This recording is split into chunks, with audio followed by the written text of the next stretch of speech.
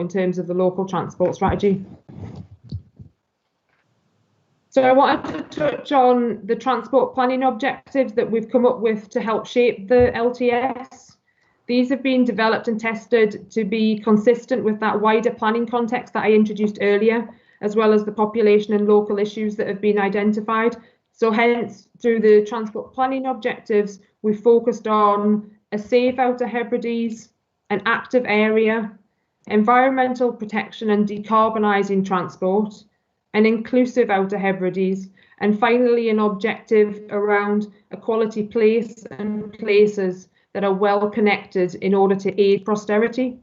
Within the main document, more details presented in terms of what we mean by these 5 objectives, and I guess the kind of the whys and how these aspects are important to what we're trying to achieve through transport intervention.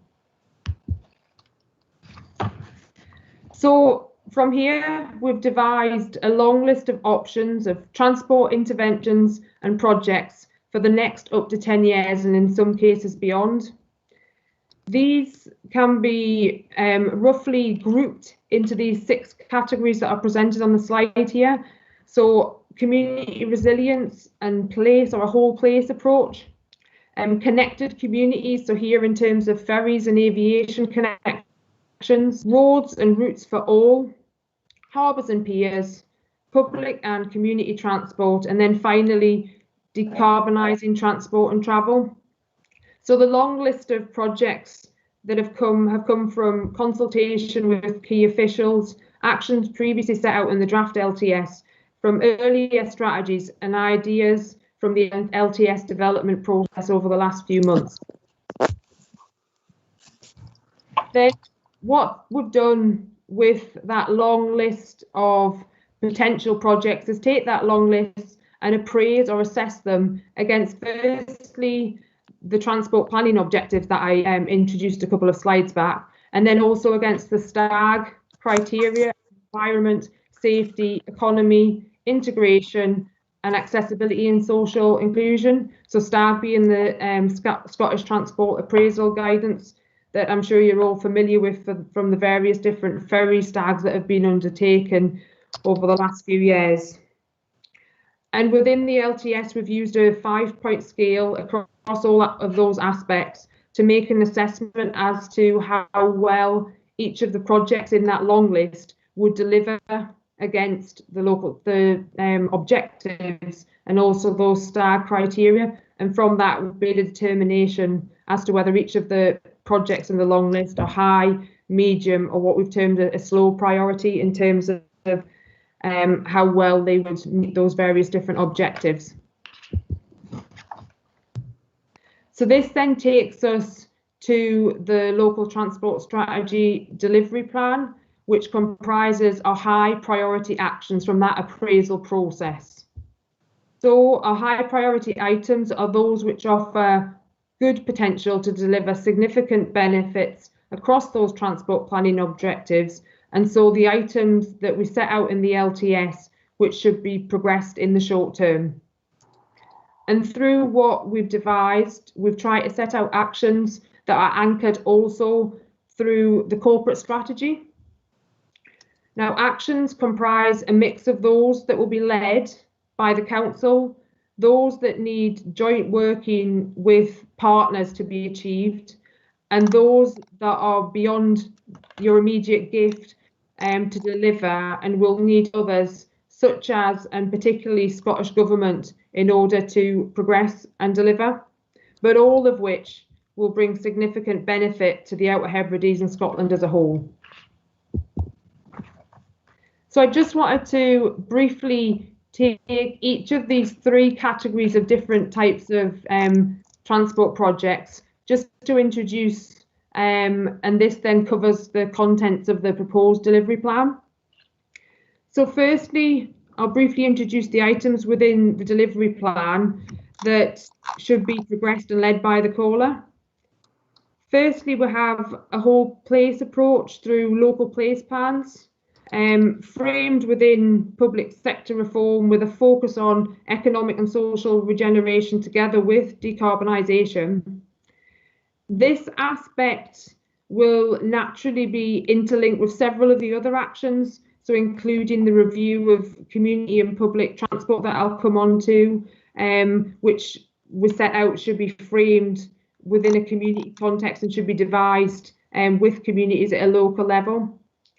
And within this item, we're specifically looking here at a kind of empowering communities approach, therefore, to delivery. We then have the second item, the need to develop a long-term approach to a roads and infrastructure investment plan. This would cover all aspects, including maintaining and improving the spinal route, addressing pinch points, including particular tourism needs, and I guess responding to the current climate in respect to that. Emerging threats from climate change conditions, active travel enhancements, and will inevitably also look at securing external funding and making that case for additional funding to deliver on this investment plan. We have then also identified the potential to be considered through developing a harbours master plan, which would look to identify opportunities and build a business case, looking at the potential growth, for example, of cruise, fishing and aquaculture opportunities.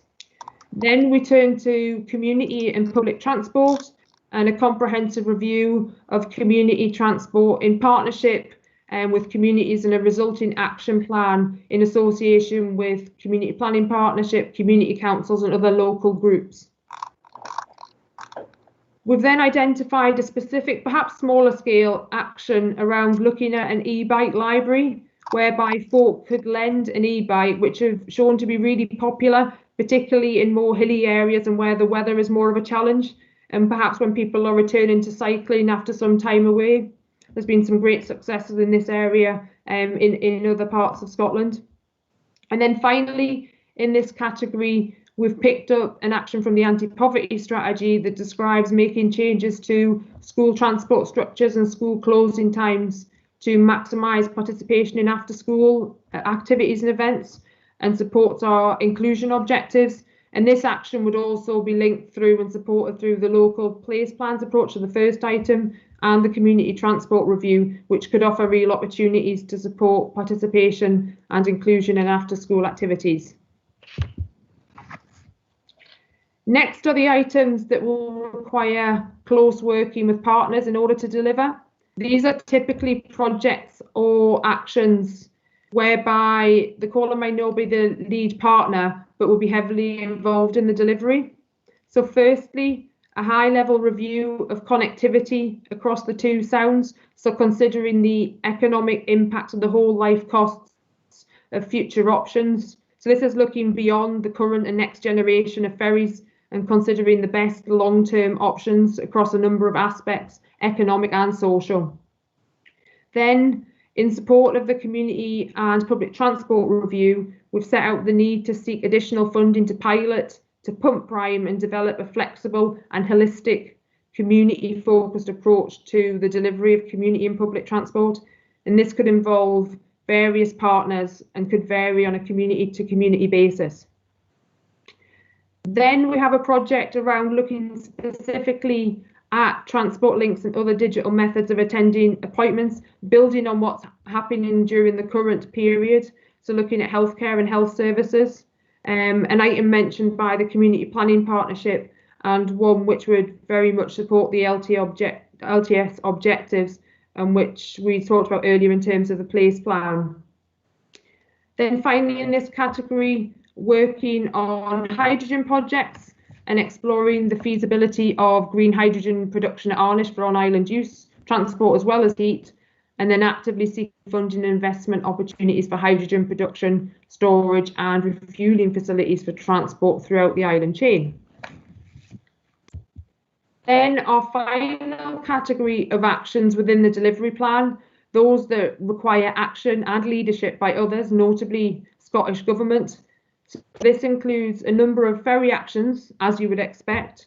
So what we've set out here is around maintaining and improving connectivity that will be achieved through delivery of morning and afternoon ferry services, enabling greater flexibility for personal travel and for freight movements throughout the island chain, including earlier departures to support better connections for longer distance routes to market.